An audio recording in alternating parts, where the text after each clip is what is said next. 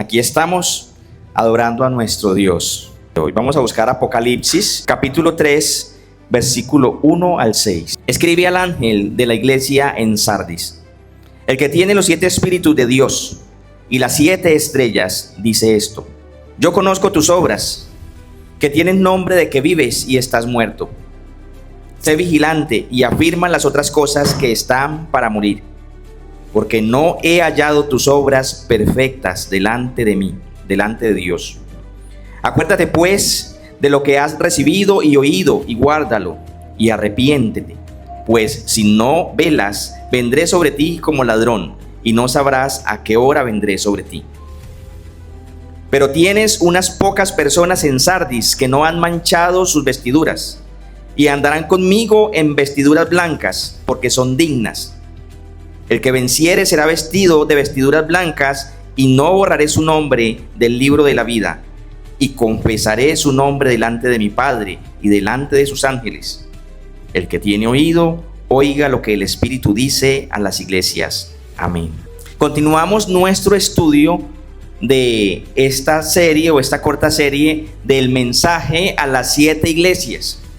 Un mensaje que el Señor había enviado por medio del apóstol Juan desde su trono de gloria para estas 7 iglesias locales ubicadas en el Asia Menor.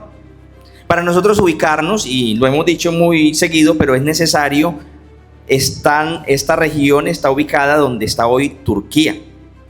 Recuerden que el Señor desarrolló todo el recuento bíblico a través de personajes reales, en lugares reales, con fechas reales, con el propósito de que quedara para nosotros la evidencia de todos estos eventos, la evidencia de todos estos acontecimientos. Y gracias a Dios que esos lugares todavía existen. Y esa es una de las mayores evidencias, la geográfica, de que la palabra de Dios es un libro real, es un libro de historias reales, donde se nos habla a nosotros de una forma más clara a nuestra conciencia. Porque si no fuera así, estaríamos diciendo: ¿dónde quedará esa ciudad? ¿Dónde quedará ese lugar? ¿Será que esas cosas sí pasaron? Pero tenemos estos eventos desarrollados en un punto geográfico real, Asia Menor. El propósito de estos mensajes a estas iglesias que estaban en este lugar real era de exhortar, de amonestar a cada una de las iglesias según su situación espiritual, para corregirlas de lo malo que aún había en ellas, para amonestarlas y exhortarlas, pero también para animarlas a continuar haciendo lo bueno que estaban haciendo, y para anunciarles el galardón que les esperaba si obedecían o si tenían victoria frente a aquellas cosas que el Señor les había dicho que dejaran de hacer. Ya hemos visto 4 mensajes: Éfeso, Esmirna, Pérgamo, Tiatira. Ya hemos visto esos 4 mensajes. Hoy tenemos el 5º mensaje, que es a la iglesia de Sardis.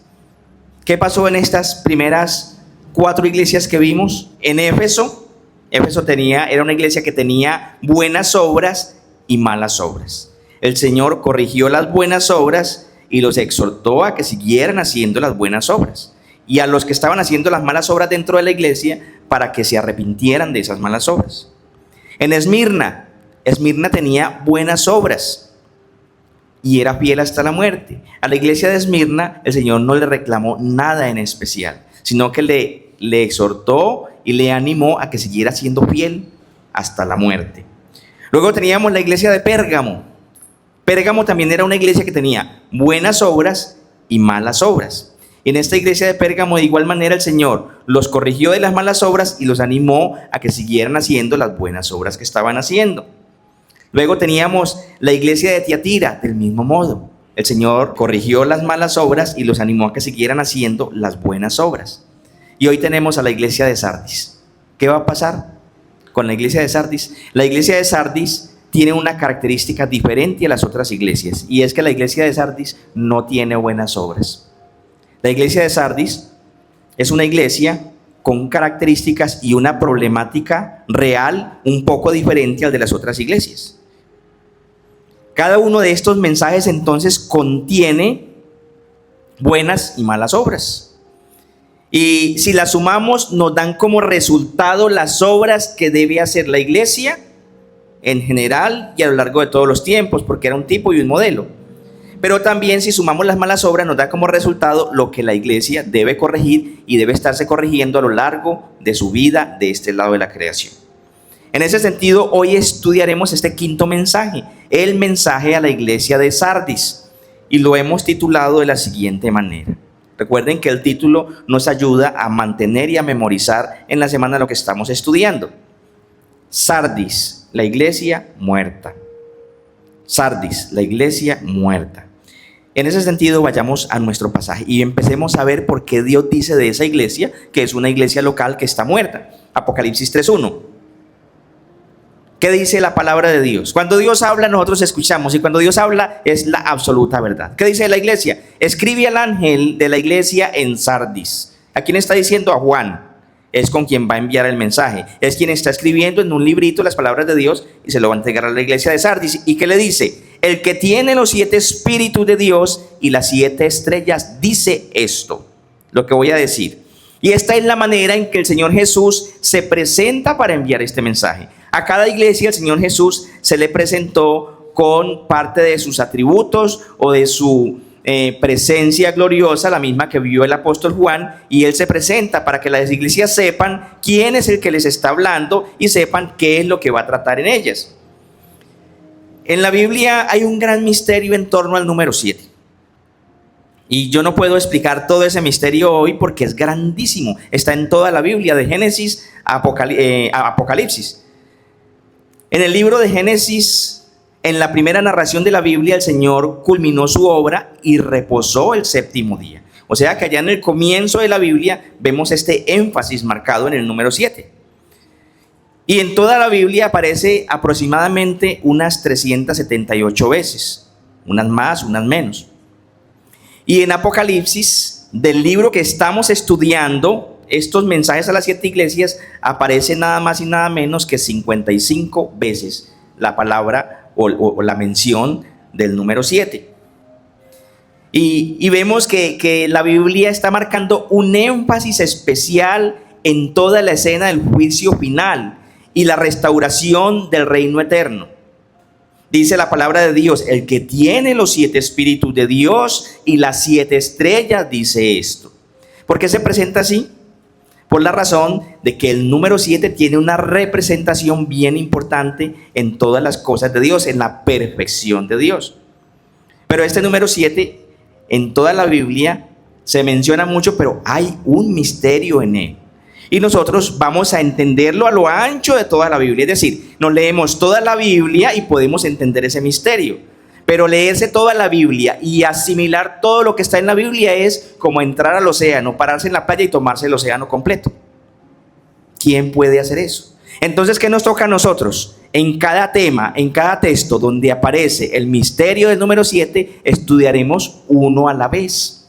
¿Qué es lo que vamos a hacer hoy? Estudiar en referencia a esto que venimos estudiando. 7 iglesias, 7 estrellas en su mano, 7 candeleros de oro. Y si sigo, tengo que mencionar 55 veces en Apocalipsis. Entonces, estamos mencionando esto de las 7 iglesias y vamos a mantenernos ahí.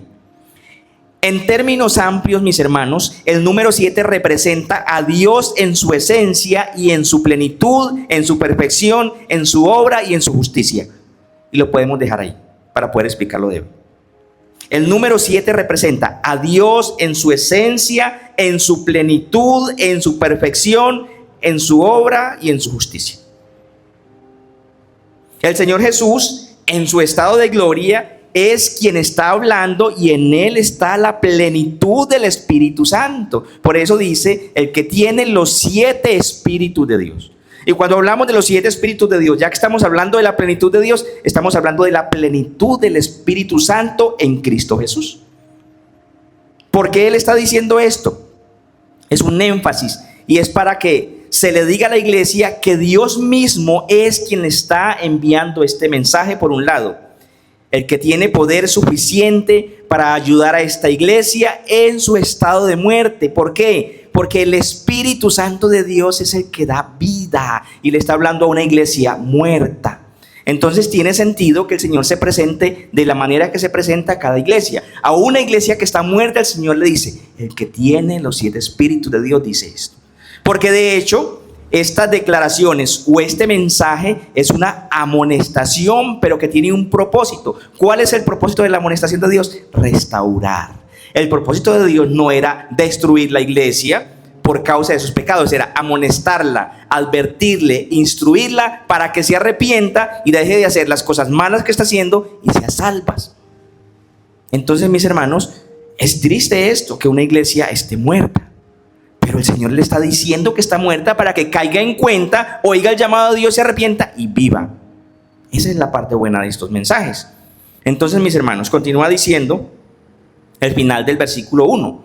Yo conozco tus obras. ¿Quién? El que tiene los 7 espíritus de Dios y el que tiene las 7 estrellas en su diestra. Él dice, yo conozco tus obras, que tienen nombre de que vives y estás muerto. Dura declaración para una iglesia que cree que está viva y que tiene nombre de que vive. Una iglesia muerta, hermanos, piensen en esto. Una iglesia muerta, hermanos. Yo conozco tus obras, que tienen nombre de que vives y estás muerto.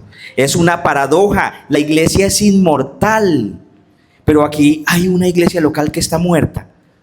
¿Cómo nosotros podemos ver eso? ¿Cómo podemos entender eso? ¿Cómo podemos meditar en eso?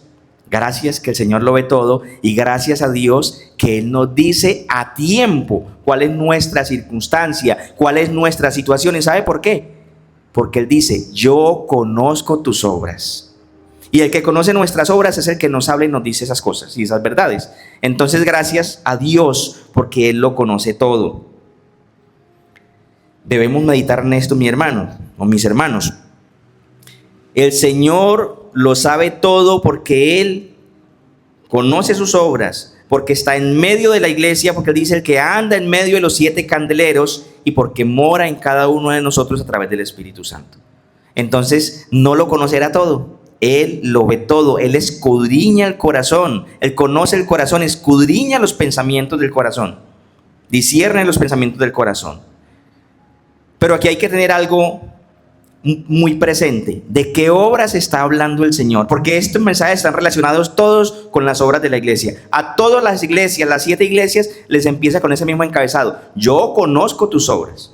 Entonces nosotros tenemos que saber que es a través de esas obras que el Señor está dando las advertencias y está dando las advertencias de un posible o probable juicio en contra de los que hacen esas cosas malas dentro de la iglesia o en contra de la iglesia local a la cual el Señor debe corregir y debe amonestar. Entonces no estamos hablando de obras de caridad. No estamos hablando de obras de caridad, ojo con eso. No está hablando de obras para la salvación, porque la salvación es por gracia por medio de la fe. Entonces no son obras para la salvación. Entonces, ¿de qué obras está hablando el Señor?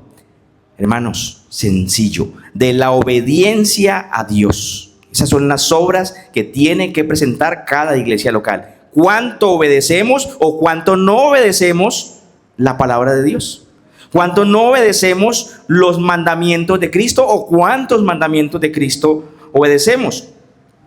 Una iglesia viva debe tener obras en consecuencia a su fe y si no las tiene, está muerta. Así de sencillo, mis hermanos, así de claro, a eso no hay que darle muchas vueltas. El Señor lo está diciendo aquí. Y ya lo hemos visto en lo que hemos leído de la Biblia, en muchas secciones de la Biblia. Yo quiero que vayamos a Santiago 2, del 18 al 20, y examinemos, hagamos énfasis en esto mismo que se está diciendo aquí. Santiago 2, del 18 al 20. Mire lo que dice Santiago. En consonancia con el pensamiento de Dios, en consonancia con el corazón de Dios, en consonancia con todas las escrituras. Pero alguno dirá, tú tienes fe y yo tengo obras. Muéstrame tu fe sin tus obras y yo te mostraré mi fe por mis obras. La fe hay que mostrarla por las obras en consecuencia con lo que decimos ser. No hay razón para que alguien que diga ser cristiano se esté emborrachando. Esas son malas obras de lo que él dice ser y Dios va a amonestar eso, va a reclamar por eso y finalmente va a disciplinar por eso, para restauración. Verso 19 de Santiago 2. Tú crees que Dios es uno, bien haces. O sea, hay personas que dicen creer en Dios, pero no tienen obras. ¿Y qué dice Santiago? Bien haces. pero también los demonios creen y tiemblan. Es decir, que ellos creen pero no tienen obras que responden a esa fe que dicen tener. Entonces esta palabra es dura. También los demonios creen y tiemblan. No crean que porque dicen creer en Dios tienen obras de fe. Porque muchos que dicen creer en Dios están muertos, como le pasaba a la iglesia de Sardis. Porque los que estaban en esa iglesia decían creer en Dios y iban a la iglesia cada domingo. Entonces Él les dice: tú crees que Dios es uno, bien haces. También los demonios creen y tiemblan. Mas ¿quieres saber, hombre vano, que la fe sin obras es muerta? ¿Lo ven? Lo está diciendo la Biblia. La fe sin las obras de la fe no está viva, está muerta. Un cristiano debe vivir como cristiano para que tenga fe, o para que su fe sea evidente, para que no tenga una fe muerta. Entonces el cristiano sale de la iglesia y se comporta como cristiano, vive en su casa como cristiano, vive en el trabajo como cristiano, hace cosas de cristiano, no hace cosas de que no es cristiano. Y ese es el problema, porque ¿qué le dice Dios a la iglesia? Conozco tus obras, y tus obras no son consecuentes con lo que dices ser. Dices que me amas y demuestras lo contrario. Dices que obedeces mi palabra, pero las evidencias muestran otra cosa. Ese es el asunto, mis hermanos. Mantenga esto en mente mientras estudiamos nuestro pasaje. Mantenga por favor en mente que sin obras de la fe es una fe muerta. Mantengamos esto en mente, porque en ese sentido se va a desarrollar nuestro pasaje. Entonces, el Señor a todas estas 7 iglesias les dice lo mismo: yo conozco tus obras, y en relación con esas obras es la exhortación, la amonestación, o el Señor aprueba lo que hacen o desaprueba lo que hacen. Y es lo que venimos viendo de forma consecutiva cada que estudiamos un mensaje a cada una de estas 7 iglesias. Cuando dice que a Sardis, o cuando le dice a Sardis, no he hallado tus obras perfectas delante de Dios, ¿qué está diciendo? Que sus obras son malas, obras contrarias a lo que dicen ser. Y ya tenemos una lista de esas obras malas dentro de algunas de las iglesias que el Señor amonestó. Aquí hemos ido estudiando. ¿Por qué? Porque el Señor quiso dejarnos esa lista por alguna razón. No es en vano que las dejó escritas. Estas 7 iglesias son una fase en la iglesia mundial y en la iglesia de todos los tiempos.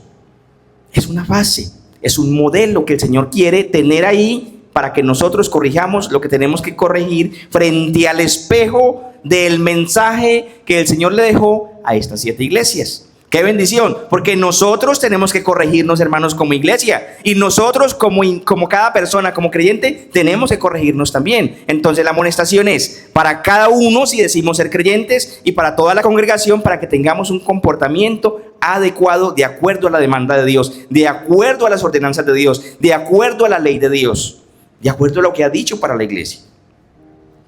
Yo quiero que nosotros revisemos. Estamos hablando de una iglesia muerta, y estamos hablando de que Dios le dice a esa iglesia muerta: yo conozco tus obras, de que tienes nombre de que vives, pero estás muerto. Entonces, en relación a esas malas obras que habían en las otras iglesias que habíamos estudiado, es que tenemos que ver la situación de la iglesia de Sardis, porque allá no nos presentan la lista de la iglesia, porque no tiene obras buenas. Dice que son obras que no son halladas perfectas delante de Dios. Entonces, ¿qué es lo que pasa? ¿Cómo vamos a revisar nosotros? ¿Cómo vamos nosotros a saber? Porque Dios ya nos dejó saber cuáles son las bases del mal comportamiento en una iglesia, y los que siguen ese camino son las iglesias que tienen mal comportamiento. Entonces, ¿qué vamos a revisar? Vamos a revisar las malas obras de las otras iglesias que ya hemos estudiado y de una iglesia que nos falta por estudiar, y ahí entenderemos qué camino estaba siguiendo esta iglesia que no tenía buenas obras. ¿Para qué? Para que nosotros no hagamos lo mismo, para que nosotros sepamos qué es lo que no se hace y qué es lo que sí se hace como iglesia cristiana. Entonces, ¿recuerdan cuando estudiamos la iglesia de Éfeso? Cuando estudiamos la iglesia de Éfeso, el Señor le dijo: reconozco tus obras, reconozco que has hecho cosas buenas, y le da una lista. Hoy no las vamos a leer todas porque nos demoraríamos mucho. Hoy vamos a centrarnos en recordar esas malas obras de cada una de las iglesias. Y cuando estudiemos una iglesia que es una iglesia fiel, que es Filadelfia, vamos a estudiar todas esas buenas obras. Hoy vamos a ver estas malas obras. ¿Qué dice? Habían dejado tu primer amor. ¿Se acuerdan cuando leímos Éfeso? Eso es una mala obra. No es consecuente porque dicen amar a Cristo, pero no lo aman. Dejaron su primer amor. ¿Cuándo se deja el primer amor, hermanos? ¿Cuándo una iglesia está dejando su primer amor? Cuando ama otras cosas más que a Dios, y mayormente dentro de la iglesia, porque es que Dios le está hablando es a la iglesia. Dios no le está hablando al mundo ni a los impíos. Si Dios le está hablando o enviando un mensaje a una iglesia cristiana, en este caso como la iglesia de Éfeso. ¿Cuándo se deja el primer amor? Cuando se ama más las reglas humanas dentro de la iglesia que a Dios. Está dejando su primer amor. Ama más las normas humanas que a Dios. ¿Cuándo se deja el primer amor? Cuando las normas y estatutos que están en desacuerdo con la Biblia se defienden primero que la Biblia.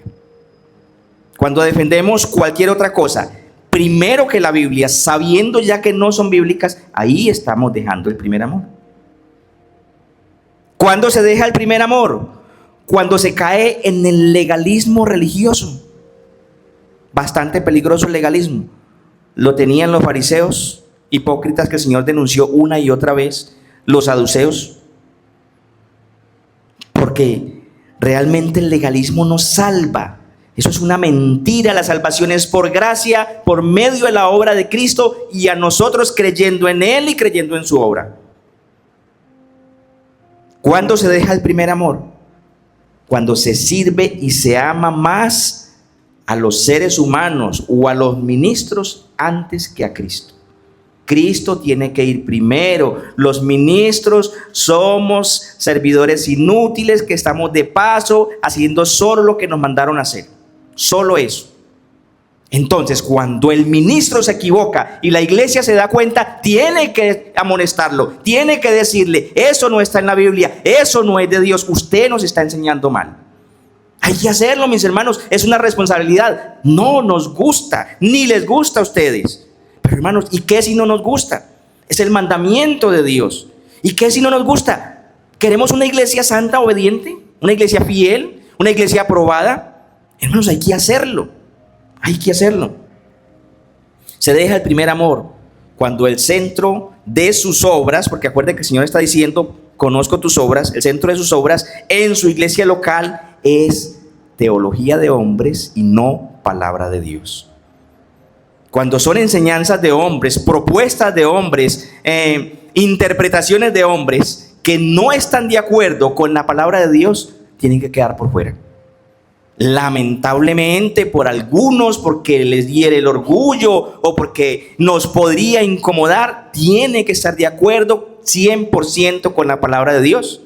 Y si no está de acuerdo, no es de Dios. Entonces podemos hablar. Este es el caso de las malas obras en la primera iglesia, que probablemente en este sentido estaban caminando en la iglesia que tenemos hoy, de Sardis. Porque el Señor no las enumera, pero ya nos enumeró unas en las otras iglesias y las de ellos no fueron halladas perfectas. Por esa razón estamos recordando las malas obras, porque o en estas mismas situaciones o situaciones similares eran que estaban cayendo la iglesia de Sardis. Hay otra iglesia que tenía malas obras y es la iglesia de Pérgamo, ¿la recuerdan? Estuvimos estudiando acá. Las malas obras en la iglesia de Pérgamo tenían que ver con poner tropiezo a los hijos de Israel y tener dentro de la iglesia la doctrina de Balaán y la doctrina de los Nicolaitas, que andaban en el mismo sentido, en poner tropiezo a los hijos de Israel. Y cuando habla de los hijos de Israel, está hablando del pueblo en términos genealógicos y étnicos. No está hablando a la iglesia, está hablando a la descendencia del Israel al cual Dios le puso el nombre. Le cambió el nombre de Jacob por el nombre de Israel. Y hay una doctrina que Dios dice que Él aborrece dentro de aquellas iglesias que tienen malas obras. Y una de esas doctrinas es esa: el rechazo a la nación que Dios escogió. Hablar mal de Israel o desearle el mal o hacerles el mal es una enfermedad espiritual en algunas iglesias locales. Aquí el Señor no le estaba hablando a impíos, porque es normal que el mundo aborrezca a Dios, aborrezca a la nación de Israel y aborrezca a los cristianos por ser cristianos. Eso es normal. Si el mundo nos amara, entonces estaríamos en problemas con Dios. El asunto aquí es que el mundo no nos ama a nosotros. Bueno, el mundo también odia a esa nación y eso es normal. Lo que no es normal y lo que Dios no quiere admitir es que sea la iglesia la que aborrezca a esa nación y hable mal de esa nación. Y eso es otro de los aspectos de las malas obras que Dios dijo que aborrece dentro de una iglesia local. Y probablemente esta iglesia pudiera tener cosas en este sentido, ya que el Señor puso en esta lista las malas obras de las iglesias locales. También en la iglesia de Tiatira. En la iglesia de Tiatira había semejante problema en la iglesia. Habían dos tipos de creyentes, estaba bien dividida porque dentro de la iglesia estaban enseñando una mujer que se decía profetisa, Jezabel, cosas de ídolos. Les estaba enseñando a practicar sistemas religiosos culturales de la época donde seguía a dioses paganos. Y si este problema estaba en una iglesia primitiva del primer siglo, ¿qué creen, hermanos, que las iglesias de hoy están libres de eso? Es lo mismo. Hay iglesias locales que practican ciertas cosas de la cultura donde viven. Y eso es un problema. ¿Qué toleraban allí en Tiatira? Conocimiento de las profundidades de Satanás, dice el pasaje. Hechicería, fornicación, adulterio y comer cosas sacrificadas a los ídolos. Nosotros como cristianos y como iglesia local no debemos tener ninguna de esas cosas. Aquí no podemos enseñar sino la Biblia. Ay de nosotros si empezamos a enseñar aquí. Es que, hermanos, tienen que traer la escobita y rociarle agua bendita a todo el salón. No. Nosotros creemos en Cristo, creemos en su poder, creemos en su palabra y nosotros no podemos hacer ninguna de esas cosas dentro de la iglesia ni fuera de la iglesia como creyentes. También de otra iglesia que no hemos estudiado aún y que vamos para allá, la iglesia de la Odisea. ¿Qué problema tenía de malas obras la iglesia de la Odisea? Que eran tibios, que no eran ni fríos ni calientes. En términos espirituales, no ser frío ni caliente es igual a estar muertos espiritualmente, porque Dios dice que al que es tibio lo vomitará de su boca. Entonces, mis hermanos, haciendo esta memoria o este recorrido por las malas obras, cosas como estas es la que estaba haciendo la iglesia de Sardis. Cosas como estas, probablemente algunas de estas mismas, porque cuando el Señor dice esas malas obras, no está hablándonos que lo estamos haciendo de la misma manera. Pero si estamos haciendo cosas semejantes a esas o parecidas a esas, estamos haciendo lo mismo que ellos estaban haciendo. Todas estas cosas eran cosas semejantes, son malas obras que el Señor denunció en la iglesia de Asia Menor o en las iglesias de Asia Menor. Son malas obras, son obras del diablo. Y si una iglesia no tiene buenas obras, sino que una iglesia, siendo iglesia o llamándose iglesia del Señor, tiene obras del diablo, está muerta. Está muerta espiritualmente, mis hermanos. Y al parecer, o al parecer no, pues el Señor lo está diciendo y es una verdad absoluta, la iglesia de Sardis tenía ese problema. Y el Señor dice que estas obras de ellos no fueron halladas perfectas delante de Dios. Semejante problema, hermanos. Qué tristeza, qué dolor que hayan iglesias locales completas. No estamos hablando de que el Señor estaba diciendo unos cuantos. Completas casi en su totalidad, porque aquí tampoco es un 100%. Casi en su totalidad era una iglesia muerta. Hermanos, si la iglesia es inmortal, según la misma Biblia, esto pareciera una paradoja. Hay para esta iglesia un asomo de posibilidades de ser restaurada, mis hermanos. Por eso el Señor les manda este mensaje. Recuerden que el mensaje no era para castigarlos ya. ¿Para qué era el mensaje? Para amonestarlos, para hacer un llamado al arrepentimiento, porque en todos estos mensajes que tienen malas obras, el Señor, ¿qué les dice? Arrepiéntete, arrepiéntete. Quiere decir que si se arrepentían, ese juicio que Dios estaba anunciando contra esa iglesia no vendría. Es como cuando uno le dice a un hijo: mire, usted no recogió la ropa que le mandé a recoger, le voy a dar una pela. Pero el hijo va y la recoge. ¿Qué pasó con el anuncio de la disciplina? Pues no hay que hacerlo, porque él fue finalmente e hizo lo que tenía que hacer. Entonces el propósito de estos mensajes es ese. Dice el verso 2. Lea conmigo, por favor, de Apocalipsis 3.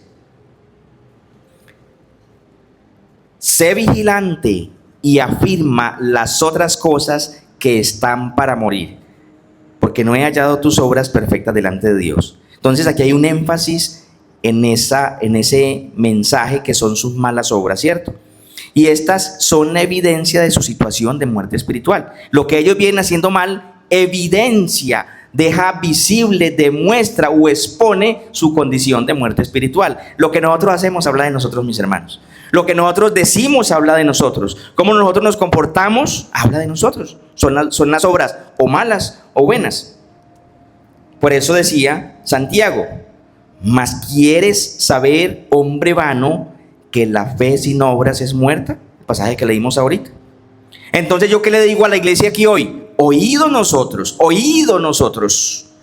¿qué estamos haciendo mal como iglesia? ¿O qué estamos haciendo mal como creyentes de forma individual? Cualquiera cosa que tengas en tu vida y sabes que Dios no la aprueba, deja de hacerlo y arrepiéntete. Cualquiera cosa, y usted y Dios y yo lo sabemos, cada uno individualmente sabemos qué es lo que estamos haciendo mal. Aunque diga uno diga, ay, yo no sé por qué. No, nosotros lo sabemos, simplemente que nos avergonzamos y no lo decimos públicamente. Entonces, ¿qué nos está diciendo el Señor hoy en este mensaje? Cada domingo que estamos estudiando son mensajes. Yo conozco tus obras, conozco tus malas obras y conozco tus buenas obras. Reconozco su esfuerzo, que vienen cada domingo a la iglesia. Reconozco que pelean la buena batalla de la fe, pero tengo unas pocas cosas contra ti. Y cada uno de nosotros entonces oímos el mensaje y sabemos qué cosas pocas tiene Dios contra cada uno de nosotros. ¿No ven? Continúa el verso 3. Acuérdate pues de lo que has recibido y oído y guárdalo y arrepiéntete. ¿Ven? Y arrepiéntete. ¿Qué es lo que la iglesia ha recibido y debe guardar? Su santa palabra. Y oír su llamado y guardar su santa palabra. Es lo que debemos hacer. ¿Quién debe hacer eso? Todas las iglesias, en toda la tierra, en todas las edades. Todos, ¿qué tenemos que hacer? Oír el llamado y obedecer su palabra. Esto es para Sardis un llamado al arrepentimiento. Siempre en estos mensajes el Señor está llamando al arrepentimiento y ese es el propósito de anunciar anticipadamente los juicios de Dios. A los creyentes se les anuncia el castigo para que se arrepientan y no haya castigo sobre ellos. La misericordia de Dios que nos avisa anticipadamente los juicios. Hijo, cambie, arrepiéntase, porque si no te arrepientes va a ser necesario esto. Mis hermanos, ese es el amor de Dios, esa es la misericordia de Dios y esa es la justicia de Dios. Dios no va a pasar por alto nuestros pecados, pero cuando nos arrepentimos, quedan juzgados en Cristo. No es que Dios los pasó por alto, es que Dios al arrepentirme hace la imputación de nuestra maldad a Cristo y queda paga la deuda. Eso es lo que pasa. Verso 3, parte final. Mire la advertencia. Pues si no velas, mire la advertencia, pues si no velas, vendré sobre ti como ladrón y no sabrás a qué horas vendré sobre ti. A los inconversos se les anuncia el juicio, pero de repente vendrá su destrucción como ladrón en la noche. De repente. No habrá tiempo de arrepentimiento.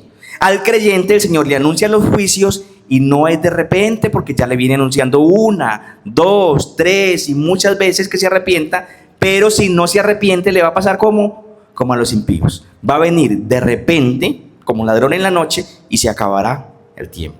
Por eso es la advertencia. Verso 4. Pero tienes unas pocas personas en Sardis que no han manchado sus vestiduras y andarán conmigo en vestiduras blancas porque son dignas. Entonces, la mayoría de la iglesia tenía obras malas y estaban muertos, pero aún dice el Señor que habían unas pocas personas, puede que 5, puede que 10, el Señor lo sabe. Acuerda que Dios le decía a Abraham, él le decía, Señor, y si haya 50 inocentes dentro de Sodoma y Gomorra, destruirás también la ciudad.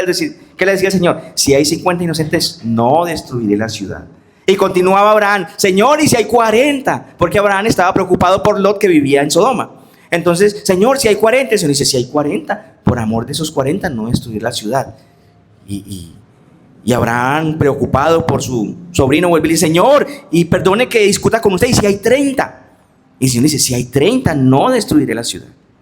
En Sardis habían unos cuantos, mis hermanos, y tal vez por amor a esos cuantos el Señor está anunciándole al otro grueso de la iglesia que tenía malas obras que se arrepientan, para no destruir la iglesia, para que no venga un juicio general sobre toda la iglesia por amor de aquellos pocos que habían en Sardis, que no habían manchado sus vestiduras con malas obras.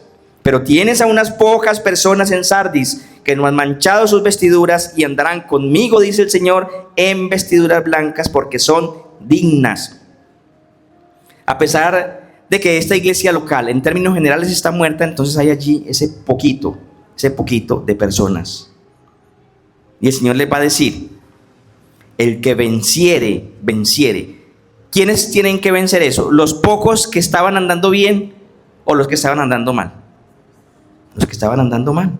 Ellos tenían que vencer esto. Tenían que oír el llamado al arrepentimiento, tenían que arrepentirse. Y él dice en el verso 5 de Apocalipsis 3: el que venciere será vestido de vestiduras blancas, y no borraré su nombre del libro de la vida, y confesaré su nombre delante de mi Padre y delante de sus ángeles. Y continúa diciendo el verso 6: el que tiene oído, oiga lo que el Espíritu dice a las iglesias. Y esto es un desafío a la mente. El que tiene oídos, que entienda. Eso es un desafío. Venga, pero ¿qué me quiere decir el Señor? Es un desafío para que nosotros escudriñemos más. Y debemos entender esto. Primero, vestido de vestiduras blancas, ¿qué significa? Santidad y pureza. Es la obra de Cristo en nosotros, reflejada en nosotros, y obviamente por esa imputación de la santidad de Cristo, nosotros reflejamos ¿qué? La santidad de Cristo. Esas son las vestiduras blancas. Y luego les dice: no borraré su nombre del libro de la vida. Yo le pregunto a cada uno: ¿cómo están sus vestiduras? ¿Cómo están mis vestiduras? Me pregunto a mí mismo. Y creo que cada uno tenemos la respuesta. Y tenemos que decirle al Señor: así están mis vestiduras. Debo pedir perdón por mis pecados. Cada uno haga ese ejercicio. Pregúntese hoy con lo que el Señor nos está enseñando: Señor, ¿cómo están mis vestiduras? Blanquea esas vestiduras. Me arrepiento de mis pecados, y que la sangre de Cristo lave mis vestiduras y queden blancas como la blanca lana. Y luego les dice entonces: no borraré su nombre del libro de la vida.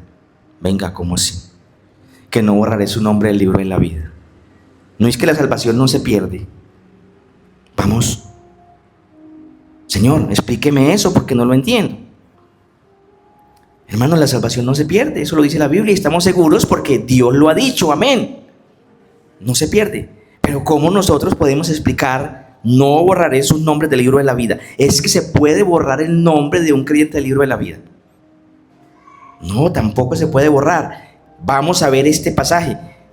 Bueno, yo primero quiero recordar que tenemos que estar tranquilos, que la salvación no se pierde porque Dios es fiel a su pacto, es fiel a su juramento y es fiel a sus promesas. Juan 10, 28, 30 dice: mire qué maravilla, mire qué hermoso. A mí este pasaje siempre me conmueve grandemente. Y yo les doy vida eterna. ¿Cuándo nos da vida eterna? Cuando creemos en Él. Y no perecerán jamás, por si quede alguna duda. Ni nadie las arrebatará de mi mano, por si quede alguna duda.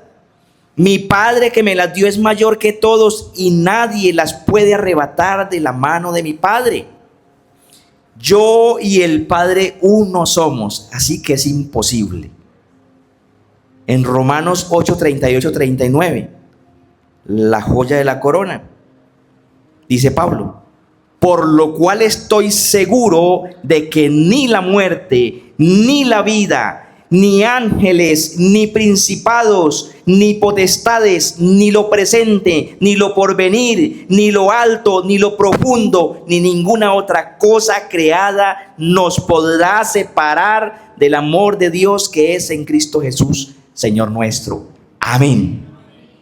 Entonces nosotros estamos seguros de nuestra salvación al haber creído en Cristo. Nosotros no creímos en Cristo para hacer un ensayo, a ver si somos salvos. Nosotros creímos en Cristo porque Él lo prometió, porque Él lo juró y Él lo ha dicho y nosotros lo creemos, y por eso luchamos y peleamos la buena batalla de la fe. Eso tiene que quedar claro en cada uno de nosotros. Con esto en mente debemos explicar este pasaje. Con esto en mente, sin salirnos de ahí. ¿Cómo lo podemos entender entonces? Porque la Biblia no se contradice. La Biblia no dice una cosa y después dice otra. Y nosotros entonces vamos a decir, no, es que quién sabe en qué estaba pensando el autor de este libro. No, la Biblia tiene una unidad perfecta. Y es que no podemos ver este pasaje con nuestros ojos naturales. Hay que verlo con la lupa de la palabra de Dios y con los ojos espirituales y con los oídos espirituales. El que tiene oídos, que oiga lo que el Espíritu dice a las iglesias. Y en ese sentido nosotros vamos a abordar esta porción de este pasaje para que hoy nos quede clara y nosotros podamos irnos contentos para la casa y entendamos qué está diciendo el Señor. Porque tal vez le ha pasado que algún texto parece una contradicción, pero en realidad nunca en la Biblia es así. Cuando parezca eso, no es el texto, soy yo. No es el texto, somos nosotros. Entonces, póngase ahí las gafas de la palabra de Dios, los lentes. Abra sus ojos espirituales. ¿Ya se pusieron las gafas de la palabra de Dios? ¿Podemos revisar el pasaje? Entonces, partamos de un principio y voy a hacerles una pregunta. El Señor Jesús, que es quien le está mandando el mensaje a la iglesia, le está hablando a vivos o a muertos. A muertos, claro. El Señor no le estaba hablando al poco de creyentes que había en la iglesia, le estaba hablando a los muchos creyentes que decían ser creyentes y que estaban muertos. Cuando se le habla a los vivos se les dice de una manera y cuando se le habla a los muertos se le habla de otra manera. Y Dios le está hablando a los muertos de la iglesia de Sardis, que tienen nombre de vivos pero están muertos. Entonces, en ese sentido es que nuestro pasaje cobra un sentido completo y perfecto en consecuencia de lo que acabamos de leer, de la seguridad de la salvación. Vayamos más lejos.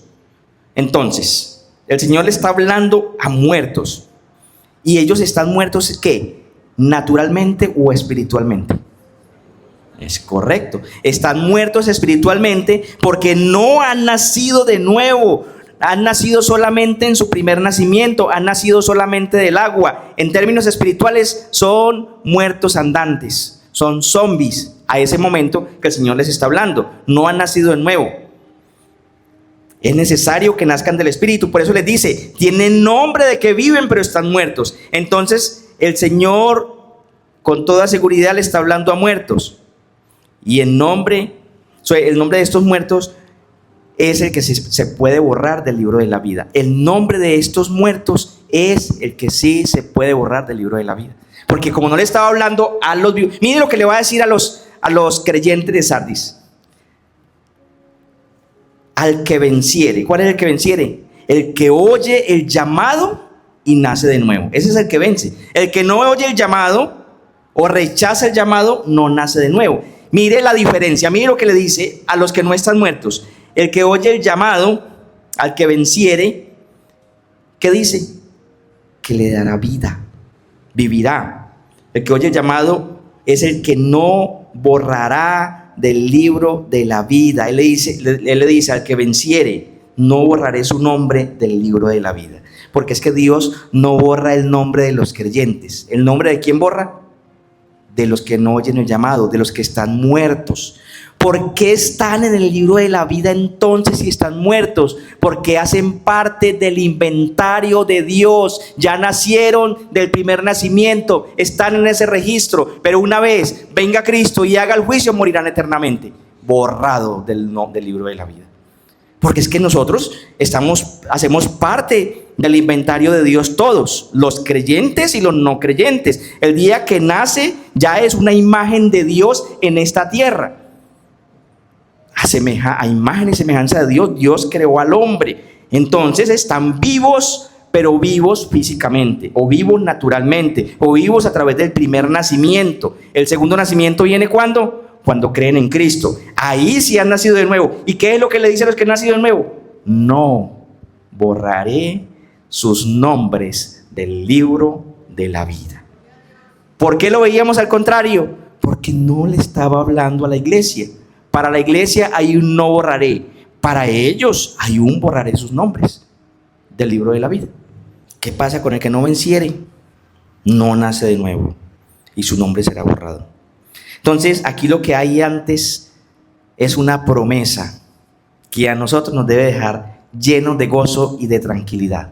Lo que hay en ese pasaje no es algo que nos pone a dudar, es una promesa de Dios que nos ha dicho a nosotros que hemos vencido aquellos malos comportamientos de nuestra vida pasada, que aquellas malas obras que hacíamos constantemente y nos alegrábamos en ella, ahora no las podemos hacer. Y si se nos antojara hacerla, el Espíritu Santo nos redarguye de justicia, de pecado y de juicio y nos dice: usted no es de aquí, jovencito, usted es mío, yo lo compré con mi sangre. ¿Y qué tiene que hacer ese creyente? Venir arrepentido, derramar lágrimas y doblar rodillas y decirle: Señor, perdóname, perdóname. Esa es la diferencia. Mientras un impío no puede hacer eso. Una persona que nació y que es reprobada no se va a arrepentir, se va a deleitar en el pecado, como decía el salmista en el Salmo 73, Asaf: por poco y resbalan mis pies, tengo envidia de los malos porque no tienen remordimiento de lo que hacen. No tienen remordimiento, ellos hacen lo malo, matan, roban y duermen tranquilos. Pero un creyente ya no puede vivir así, no puede hacer lo malo y llegar a su casa como si nada, no. Llega y en la casa lo primero que le pregunta la esposa: amor, ¿qué le pasa? Y uno: ay, Señor, ¿yo qué hago? Y luego le pregunta al hijo: papá o mamá, ¿estás triste? Y uno: finalmente Él nos vence, finalmente Él nos convence, finalmente Él nos dice: ustedes no pueden tener una vida de pecado. Y nos lleva ¿a dónde? Al arrepentimiento. ¿Por qué? Porque Él había dicho que no perecerán jamás y nada ni nadie los quitará de la mano. Entonces el creyente no. Pero ojo, que hay iglesias que están pobladas de no creyentes, porque no todo lo que hay en un garaje es un carro, no todo lo que hay en la iglesia es creyente. Entonces que Dios nos ayude a que la iglesia sea más transformada y más transformada, para que hayan más creyentes que no creyentes dentro de la iglesia, para que el Señor no nos diga: están muertos, para que nos diga: esfuércense porque están vivos. Hay 2 iglesias en Apocalipsis de las 7 que el Señor manda, que no le reclama nada de malo. Que el Señor permita que en esta iglesia nosotros seamos contados como una iglesia de esas. Hay una que no tenía nada de malo, que fue la iglesia tribulada, la iglesia mártir, porque no hay mayor obra que dar la vida por Cristo, y a esa iglesia el Señor no le reclama nada, que es la iglesia de Sardis, de Tiatira, la segunda, perdón. Esmirna, sí, Esmirna. Ya las tengo todas en la mente, y la iglesia de Esmirna. Y hay otra iglesia a la que el Señor no le reclama nada, que es la iglesia de Filadelfia, que la estudiaremos dentro de 8 días. Y en relación con esa iglesia estaremos viendo las buenas obras de la iglesia, porque en relación con esta estamos viendo y repasando las malas obras. Pero es que la otra iglesia de Filadelfia, que no tiene ningún reclamo, tiene buenas obras. ¿Y a la luz de qué la vamos a revisar también? A la luz de las buenas obras que el Señor dejó registradas en estos 7 mensajes. Entonces, ¿qué es para hoy? Al que venciere, confesaré su nombre delante de mi Padre, de sus ángeles. El que tiene oídos, oiga lo que el Espíritu dice a las iglesias. Lo primero que debemos saber es que está refiriéndose al día del juicio final. Cuando Él dice: confesaré su nombre delante de mi Padre y delante de los ángeles, tenemos que imaginarnos el escenario del juicio final. Ese día lo vio Juan y está descrito en el mismo Apocalipsis. Vayan conmigo, por favor, Apocalipsis 7, del 9 al 11. Lo bueno es que Juan sabía todo el escenario final. Juan sabía de qué estaba hablando. Y cuando Juan escribe los mensajes, Juan los entendía. A nosotros nos cuesta, pero Juan los entendía, porque Juan vio toda la visión en el escenario del juicio final y del comienzo del reino eterno. Él la vio toda. Mire lo que dice la palabra de Dios, Apocalipsis 7, versículo 9. Después de esto miré, y he aquí una gran multitud, la cual nadie podía contar, de todas las naciones, tribus y pueblos y lenguas, que estaban delante del trono y en la presencia del Cordero, vestidos de ropas blancas y con palmas en las manos, y clamaban a gran voz diciendo: la salvación pertenece a nuestro Dios, que está sentado en el trono, y al Cordero. Y todos los ángeles estaban en pie alrededor del trono, y de los ancianos y de los 4 seres vivientes, y se postraron sobre sus rostros y delante del trono y adoraron a Dios. Entonces, ¿quiénes habían aquí? Multitudes. Estaban los santos ángeles de Dios, estaba el Cordero y estaba Dios el Padre sentado en el trono. ¿Qué estaban haciendo? Un juicio. ¿Y quién va a leer nuestros nombres allá? Hermanos, el Señor confesará ese día nuestros nombres delante de su Padre y delante de sus ángeles y delante de las multitudes de millares que no se podían contar. Y con nuestros nombres confesados delante de Dios tenemos garantizados nosotros habitar y morar con nuestro Dios y ser los habitantes del reino eterno de nuestro Dios. Maravilloso, ¿cierto?